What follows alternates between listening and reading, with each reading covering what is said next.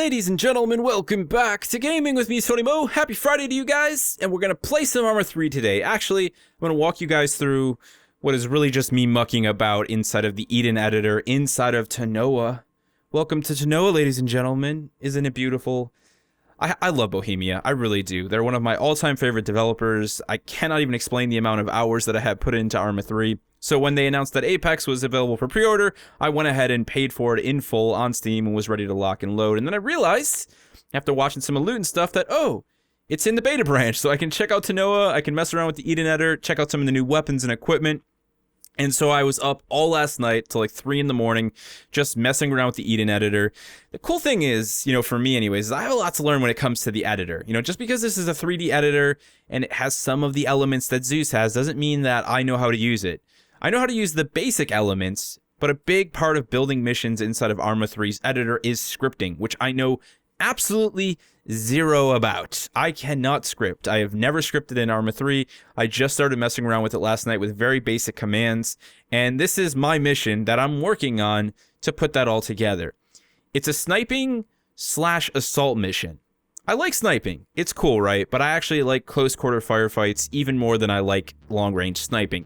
So this is a mission that is trying to blend both of those things together. It's incredibly basic. I'll probably never actually release this. It's just me learning how to use the editor, and I thought it would be fun to bring you guys along for the ride. Now, we're not actually going to do any scripting today. That's something I'd rather do off camera, so you don't have to listen to the clickety-clack of my keyboard.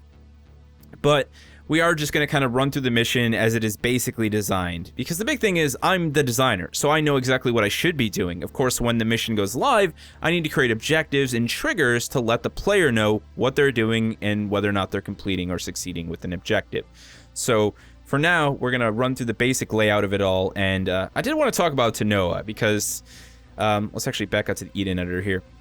Tanoa, to me, is just another fine example of how amazing Bohemia is at creating environments. This is an absolutely staggering map. Number one in scale, you can see we're just hanging out in a very small portion of the main island. We've got multiple small islands, coral reefs. I'm really excited to look at some of the underwater stuff here. I did a few underwater missions with Zeus that were kind of fun. It's not an easy thing to do, let's put it that way. But this is...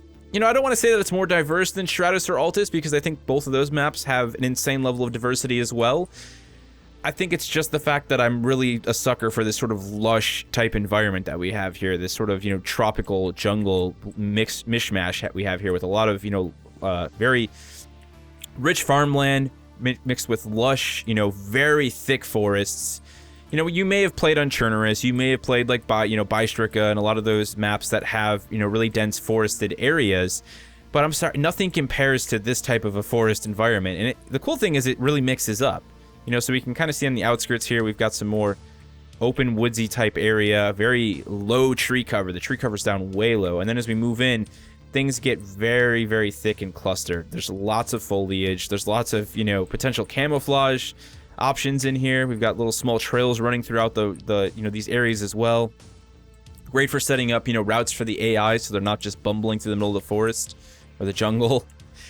This is the kind of terrain and environment that will be insane in both adversarial as well as in cooperative. And I'm very much looking forward to giving that stuff a go. I hope I have the opportunity very soon to play some multiplayer, to participate in some co-op on some of these environments, because damn, this is going to be really, really exciting. No doubt about that. So let's kind of go over the mission that I'm designing here. Let me give you guys the background for the story, because one of the things I would like to do when and if I start designing missions seriously, once I can get past scripting, it is something I would like to do, and I think it'd be fun to take you guys along for the ride. A lot of you miss my Arma 3 content. I miss my Arma 3 content. I really do. And I think that Arma 3 is a good game that I can, sort of fill into the slots. At least, just me learning. I don't know how much of it will be playing, how many of it will be play sessions. A lot of it's just going to be me bumbling about in the editor, learning scripting, and then sharing that with you guys as I go. And maybe it'll be a learning experience, but I would mostly expect it to just be me bumbling about. So don't really come here looking to learn anything like you did with my Zeus series. So let's talk about the story, the premise behind all of this stuff.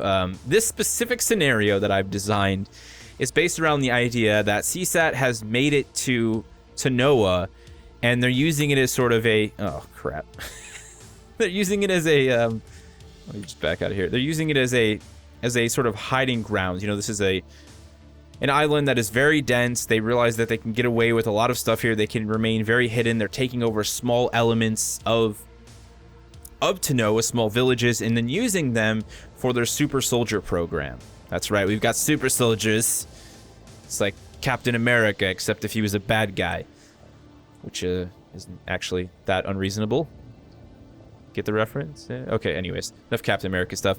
So the idea is that they have a super soldier program going on. It's in its very early stages, and you have been sent here by NATO, actually working with the guerrillas under the guise of a fellow guerrilla. So the guerrillas don't know that you're NATO. You've come here recognizing that this is still a heavily guerrilla-controlled environment, and that you needed to do whatever you could to get in deeper to find out where CSAT was and what was going on. Unfortunately, the guerrilla accepted you into the mist because of your intel. You know, you sort of came in as a freelance person from Tanoa claiming to know about CSAT activity, and the guerrilla were like, what?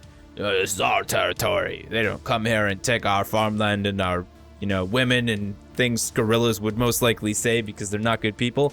So that's kind of how you get into the whole group. It's super corny, I know, but you just roll with me here.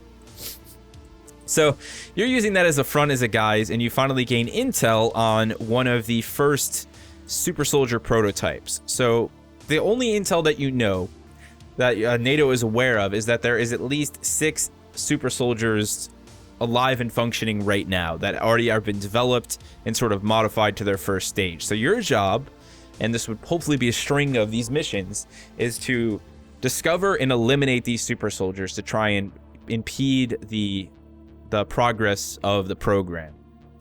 So you've made your way up to this mountaintop with your, you got a little encampment here. You've waited for daybreak to come, and you've heard that one of the super soldiers will be here. He's doing his training session in the local area, and you're going to try and eliminate him from a distance with your sniper rifle. However, you do know that the enemies you're facing have a lot of support, and that you're not going to be able to just stay up here and snipe them out. It's a dense village, so you're going to have to eliminate your target at long range to prevent him from escaping, and then move in and assault the village to clear out any remaining threats. There are also some specific objects that you're going to want to eliminate. We have a APC in the area that is considered, without a doubt, high threat to the guerrillas, and eliminating this APC, regardless of them knowing that you did it or not, is going to be beneficial to the guerrillas. You know, you're at the point right now where you kind of want to see the guerrillas succeed. You don't want to see them be destroyed by CSAT, because that would eliminate a lot of your options in terms of gathering intel on Tanoa. So you're going to be eliminating this BTR here. Explosives have already been planted in a nearby civilian vehicle, and I would like to flesh this out a little bit more. I would have some more objects, probably some other vehicles in the area, a lot more stuff for cover, and ways in which to make this a little bit more dense, and have some variety in the combat mix-up. So let's actually hop back into the game now, though. Let's go play scenario. Let's actually save this really quickly. I think it auto-saved, but let's save anyways, because you never know here. So again, there'd be a lot of scripting going on here. We'd set up mission variables, we'd set up objectives, eliminate this person, eliminate that person. I'm thinking that I might like to make it more freeform, but at the same time, I do like some of these structured starts. I considered, what if we have the player decide where they want to engage from with their rifle? But then I saw this location, I was kind of like, why not just put the player here, let them have fun before they have to go down into the village and get all dirty. So we've actually equipped this quad bike with our alternative weapon, because of course once we go to make it down to the village, we're not going to be running around with our long rifle here, our 408 M320. So we're using one of the new weapons that's going to be available in Apex, which is the SPAR. These come in a variety of styles. So we've got a 7.62 DMR variant, we've got a 5.56 short barrel, a 5.56 medium barrel with a dual drum mag, so sort of an LMG variant. They look wicked cool, and a lot of the weapons and a lot of the attachments have had overhauls to make them blend in with the new, Pacific or jungle type environment that we're seeing here inside of Tanoa. So let's make our way to our sort of reconnaissance spot here. I think I've got a good spot that I noticed earlier that's going to give us some great line of sight, but also allow us to deploy our bipod effectively. Here we go, right on this little ridge here. Let's go prone. We're going to break out the rangefinder and see if we can't acquire our target. And of course, I know where the target is.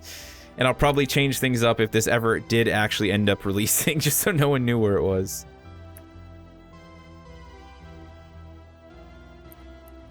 I think my, yeah. I have to slightly increase my distance here. This is actually, I might have made the shot a little bit too far, I'm going to be completely honest, but I think we're still hanging strong at 60 FPS here, so we'll deal with it. Yeah, there we go. There's our target. If I could just steady this, we're just going to go ahead and equip our sniper rifle. Let me just get a vague reading on that building. I think we're sitting at about 1,000. That looks like almost 1,000 exactly. One of the nice things is they've added an additional control scheme now that is called Arma 3 Apex. It removes the ability to scroll to your secondary weapon with the mouse and puts it on the 1 and 2 buttons. I love this because I hate accidentally scrolling weapons. The only reason to scroll now is for equipment like explosives and things of that nature. And I am 100% on board with that. So let's go ahead. See the scope 2,000. That's the guy right there that we want to take out. That is the super soldier. Look at him looking all super. I'm going to go center mass. Okay, target is down. We're going to go ahead and immediately get ready to extract and make our way down to the village. We are still running a DMR platform, so we're going to have some range capabilities here. We're probably going to use that to our advantage. It's not like we're just running in, with a short barrel AK and expecting to mow down what is probably going to be potentially a large group of guys down there. I forget how many I actually put down there. I'll be completely honest, I don't remember. Let's get our bipod on here. Now, this is something that I'm not really sure about. I'm going to be completely honest, guys. This is a really steep hill to drive an ATV down. I don't know how well this is going to work out, but there's no doubt that if the player has to walk, it's going to be a really long walk, and I don't know if that's something I want to do to the player. But this just could potentially just be really bad. I'm going to be honest. This driving the ATV through this really thick forest, especially if you're somebody who locks first person, which I admit I normally do, until I realized I was testing, and I'm like, yeah, let's not do that right now, because I can't see half of what the hell I'm doing here. Okay, this isn't too bad. I think we'll be all right.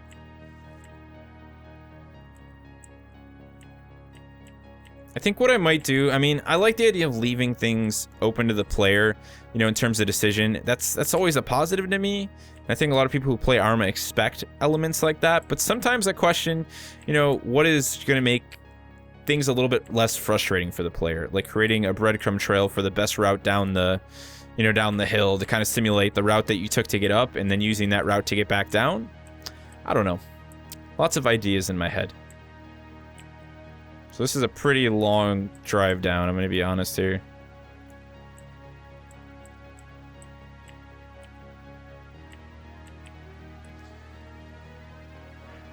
I also, really was considering the complexity of the mission. Do we have maybe enemies in this jungle area? Like, do we make this a more populated area so the player has to do a lot of stealth and really navigate their way through a hostile environment in order to get to their remaining targets? If that was the case, the idea that I had, here we get a nice little trail here at least, was to go ahead and remove, I wouldn't implement an objective to eliminate everything in the village. I would just say that you had to eliminate the BTR. So again, you could use, sort of guerrilla tactics, and instead of worrying entirely on clearing out everything that exists, let's just put a marker like at the end of the road there. You could focus more on, okay, here's this specific set of targets. If you don't kill everything, that's okay. You're just going to kind of get in, get the job done, and get out.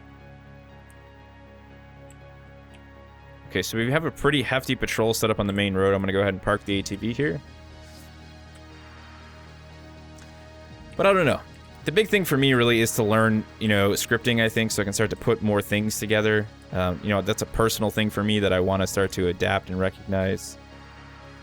Okay, we can see. Those guys are supposed to be on a patrol. Unfortunately, I think I may have went ahead and messed up some of the stuff involving their route, but it's all right. It's testing. That's kind of the point of it. It's the point of this video, is just to muck about and have some fun on a Friday. I hope you guys are enjoying it. I have to say, if you're an Arma 3 player, there's no reason not to buy Apex. I mean, you're getting a bunch of new weapons, new equipment. you know, obviously Tanoa, which in itself to me is... There's few developers, I think, who create, like, you know, map-specific content that I would say is worth the money. I know normally I'm like, you're splitting the community, that's not right. And I almost feel like a hypocrite, but, you know, it's just like when Bohemia builds a map, it's like, yeah, that was probably a lot of resources went into that. Not saying that building a normal map doesn't require a lot of resources, but you can understand the exponential value, I think, of a map like Tanoa.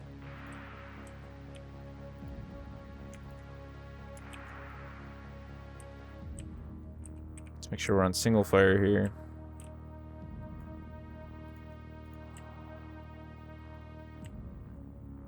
Really need to remodify my track error for Arma. It's been so long since I played. I don't think it's really set up right. It's not quite sensitive enough.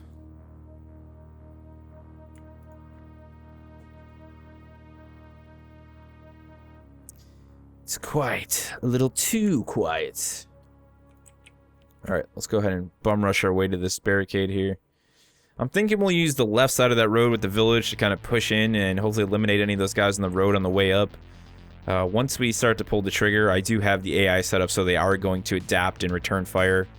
There's quite a few more options with the AI since the last time that I played Arma 3. Not sure how long those have been implemented. I do like some of the changes into how you can, you know, alter the way the AI reacts. You can actually set the AI up so they do absolutely nothing, which is great when trying to set up civilian targets and not having them run away. Oh, is that what's he doing down here? So one guy moved all the way up, the rest are still stuck. This is not really a good place to engage from, I'm going to be completely honest, because I do not know where the other two are. I'm going to just use the cover of the tree here. He's definitely messed up. I think I forgot to change the... I don't think I changed the... I think I gave them a new route, is what I'm trying to say, and I never modified how they react to situations. Also... I think my game difficulty reset because I got those little white dots that I haven't seen in so long in Arma. Alright, that's alright. Like I said, this is the point of testing. I'm going to stop nitpicking. Let's just finish this mission up and see how things hold together. Alright. We're in the thick of it. We're in the thick of it. Let's do this.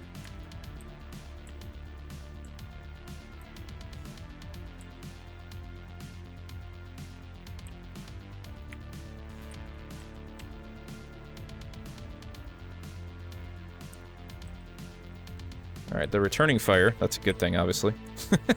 They are actually trying to kill me. That's a positive, right?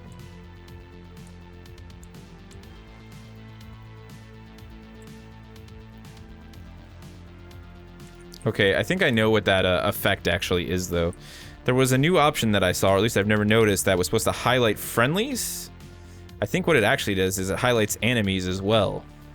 It's kind of like casual mode for Arma. That's actually not a bad idea, though. I'm going to be completely honest, because I think there's a lot of people who would come to the game who would be new players who don't fully have the eye, you know, for acquiring targets yet. It might some people might consider it a crutch, but I don't know. I got mixed feelings on that one. It's not like it's a wall hack. I mean, you know, as soon as that guy went behind the wall, I can no longer see him. I'm going to push left and try and wrap around a bit more here. I really like the, you know, these SPARs. I like the 5.56 variant. I know it's 5.56. But, you know, I think as a platform, they look really cool. They sound really cool. You know, you got some good attachments for them. I'm glad they introduced these, you know, because they're sort of like, it's Bohemia's own, you know, AR platform rather than just using mods all over the place. They also did add an AK as well. I mean, I think a lot of the modders have done a really good job with, you know, adding additional weapons like the BCM Jack Carbine, and there's some awesome stuff that I would never disable. I love having it, but I like that Bohemia's making their own stuff. I know that, though, Apex, you know, especially before Apex, we've already seen the visual upgrade has been... It's been a bit controversial for a lot of people in the community, especially people creating mods. They've had a lot of issues with their maps that have been imported, really screwing things up. And, you know, I think in any other community, Fallout, you might be able to say, you know, well, that's just how it works. You know, the developer has to work with what they have to work with. Oh, I'm getting caught up talking here. He was right there, man. Well, we didn't complete our mission. Alright, let's end it there. But, you know, the modding community is such an extensive part of Arma. Like, without the modding community, I don't think Arma would be where it is. Like, Bohemia does, in a lot of ways, owe a lot to the modding community.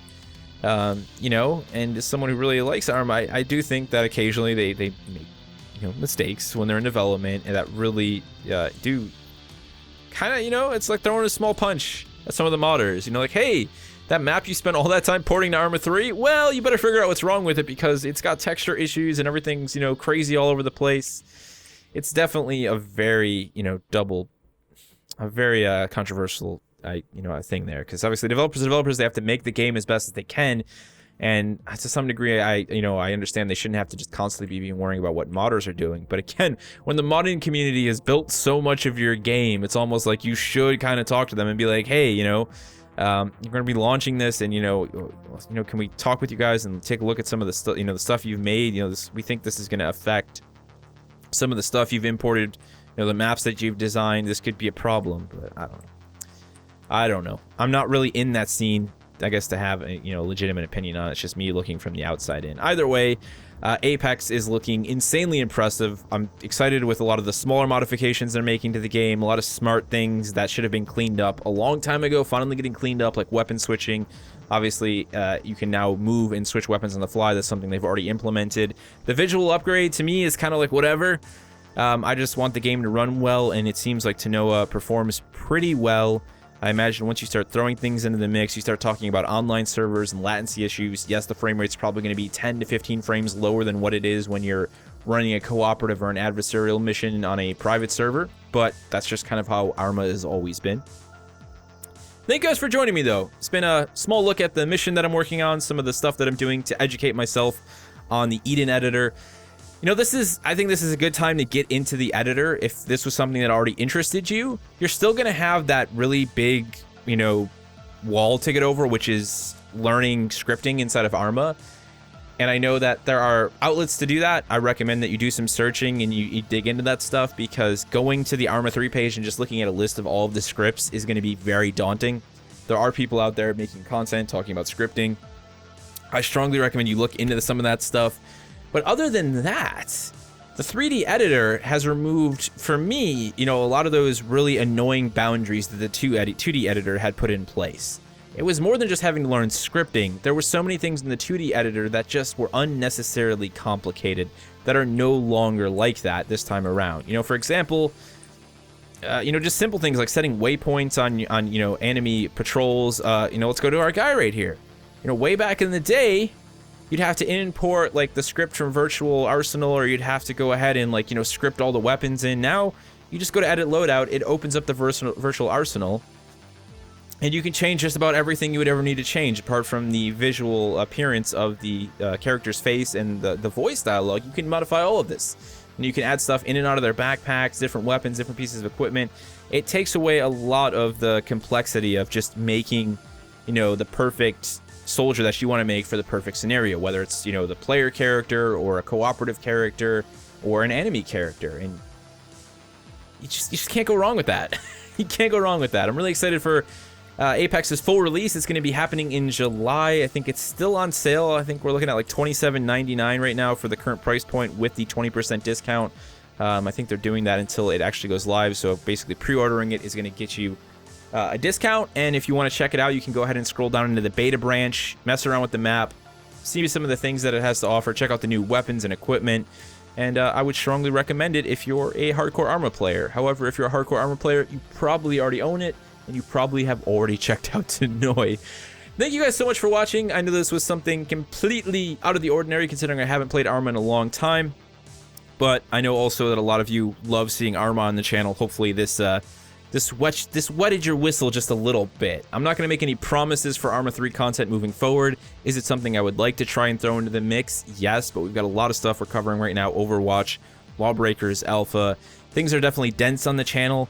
But I'm going to try and fit Arma in whenever and wherever I can, even if it's just stuff like this. As long as you guys enjoy me just rambling and having fun inside of the editor and showcasing you what I've learned, then I will continue to do this.